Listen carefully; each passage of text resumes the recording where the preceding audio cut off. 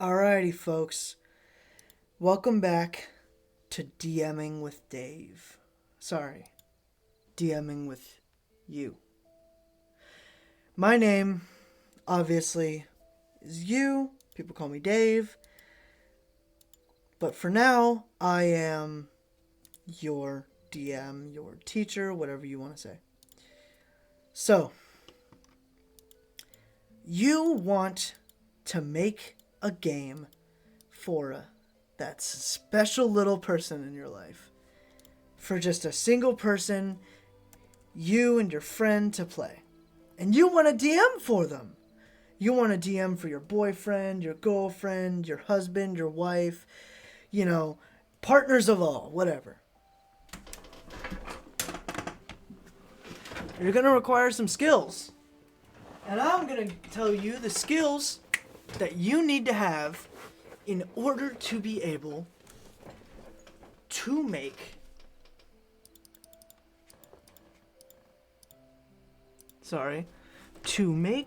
an effective single player D&D. Now,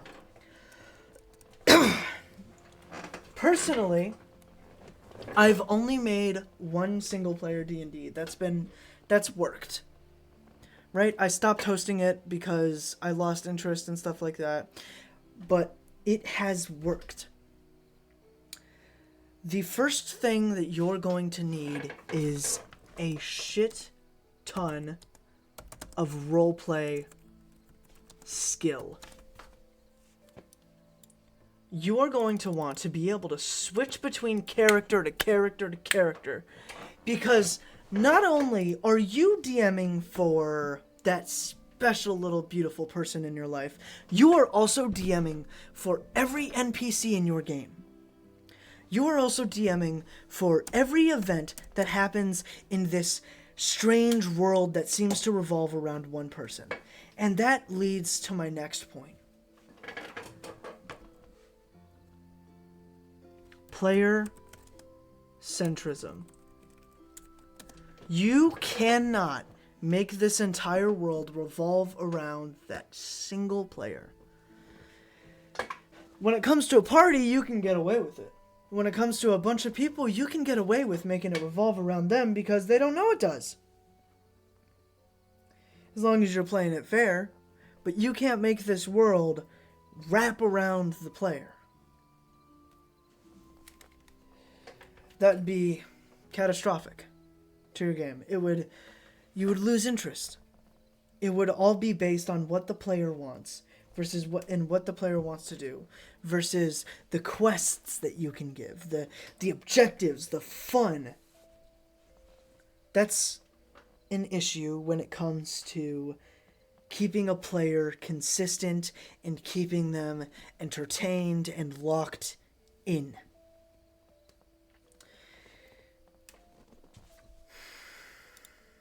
Okay. Now, what I just said might be contradictive of this. It sounds counterintuitive, but it isn't. The player's story is the only player that you are able to tell the story of. They don't have intertwining stories. They don't have other players that they can intertwine their stories with. So you have to focus on this player's story while at the same time focusing on all the stories in the world, in the country, the state, whatever you're in the world. You have to maintain all of that. And DMing for less people seems easier, but it genuinely is not. When you have a bunch of people and they're all in the game, they're all in it to win it, they're all in it to play, they're all in it to kill that giant worm, to kill that giant sandworm over here in the freaking, oh shit, it's not loading, in the desert. They're all in it to kill this giant sandworm. But if you have one player that has to, alone, by themselves, they have to go to caves, caverns, dungeons.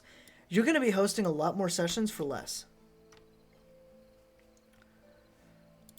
So, story centrism is what you need.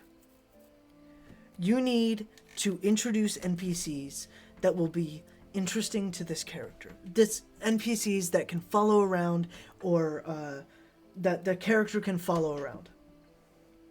Because if you don't, that character is just walking alone, by themselves with nothing to do.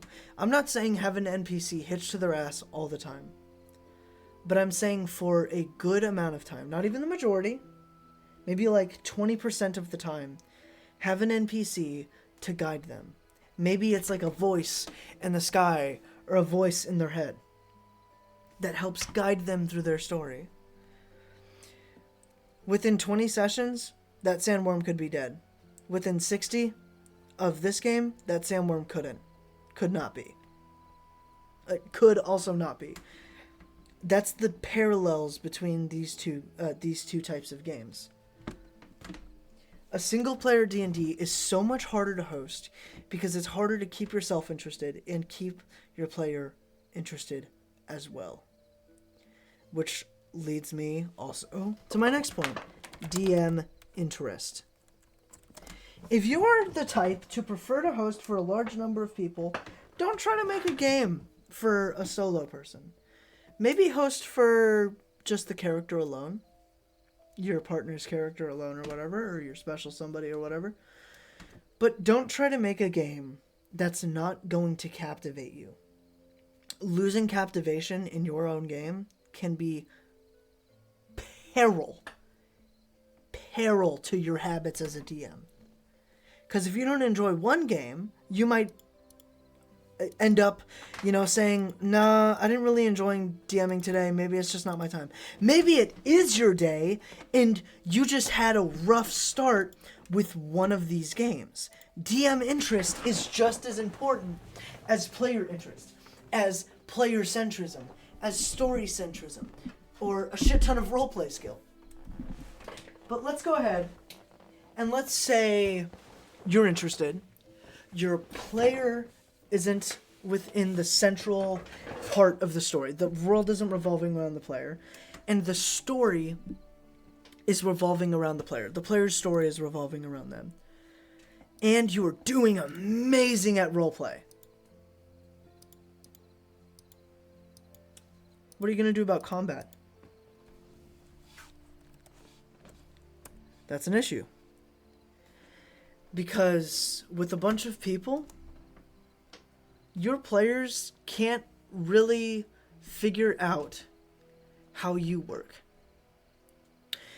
But you host combat for one person enough, they're going to figure it out. They're going to know what to do. They're going to know what to do, where to go at every single moment. They're going to know the questions to ask.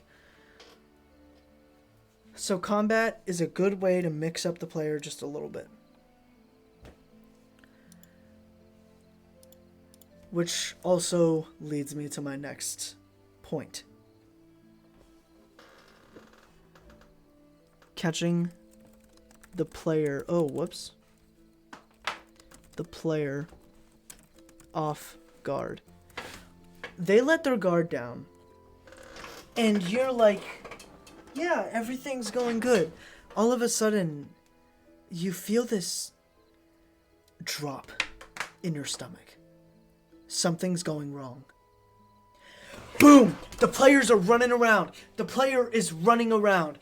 He or she, whatever, is running through every room in their house, trying to figure out what the hell is going on. And boom! Their dog is laying there on the couch with a knife wound. A knife wound.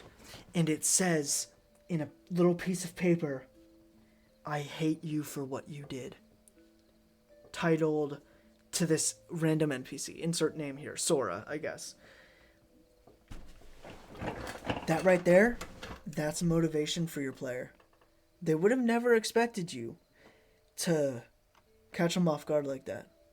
Assuming that it did catch them off guard. But you can't do this so many times that it becomes unsurprising. You need to find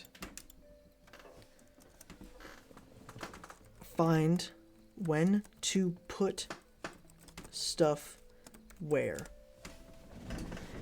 Let's say your character's walking down the street. They're not looking for anything. They're not looking to just, they're not looking to fight. But let's say you want to spice it up a little bit. Let's say your game, it kind of seems a little boring right now. And your player honestly kind of agrees, but they're content to just sit there and enjoy themselves. Maybe play some ambience. And if you don't play ambience or anything like that, narrate the city, the sky, everything that's going on. Allow them to admire. And all of a sudden, while they're admiring, some pretty little thing bumps into them. And they say, "Oh, I'm sorry," and then just runs off. That is possibly, going to start off a good chain of events. And if it doesn't, if you see that it's like, "Oh, that was a wasted opportunity for my player. I don't know why he or she just looked over that." Start something that you know that player's not going to be able to avoid. Not be able to avoid, want to avoid. You hear a scream down the alley. You see a bunch of people running away from something. Or you see a shine in the sky as it falls down and hits the ground. You hear the thump as nobody seems to notice it far off in the distance. It looks almost about 200 feet away. Nobody else noticed it. Nobody else noticed it. I'm going to go check it out. I'm going to go look at whatever that thing was. And boom. You find this little creature pleading for help. It looks like he fell from the sky.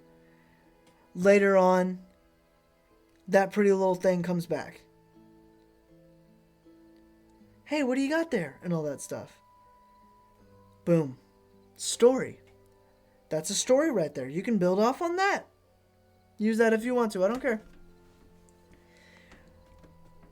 In order to be able to make an effective single-player D&D, you need a shit ton of roleplay skill,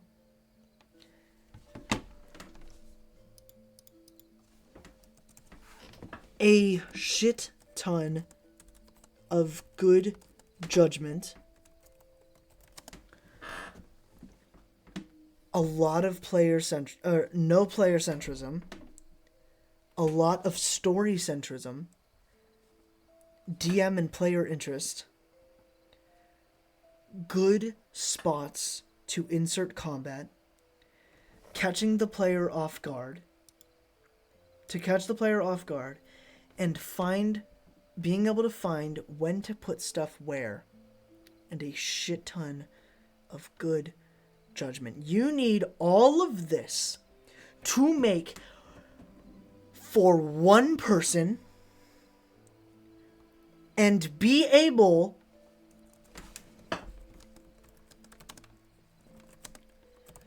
to host consistently. This is what?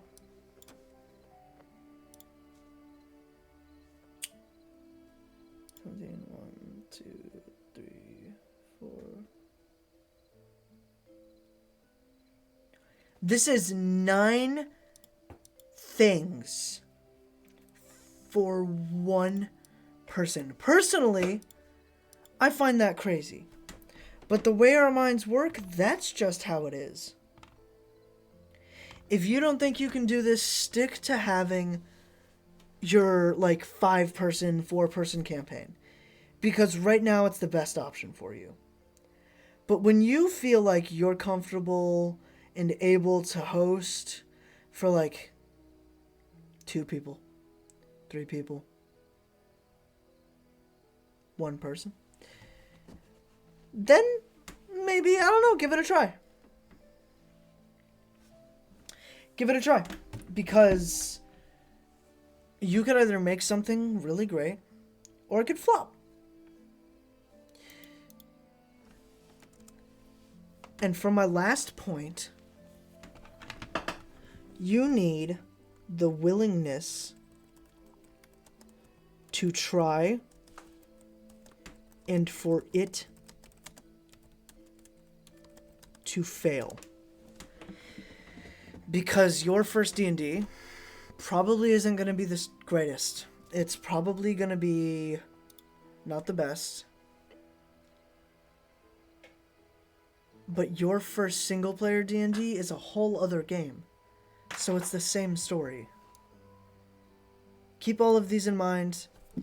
I wish you luck if you try.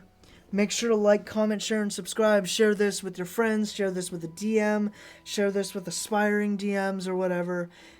Make sure to try new things. And if you are going to host for your, I don't know, significant other or whatnot, y'all have fun. Really take the time to enjoy yourselves.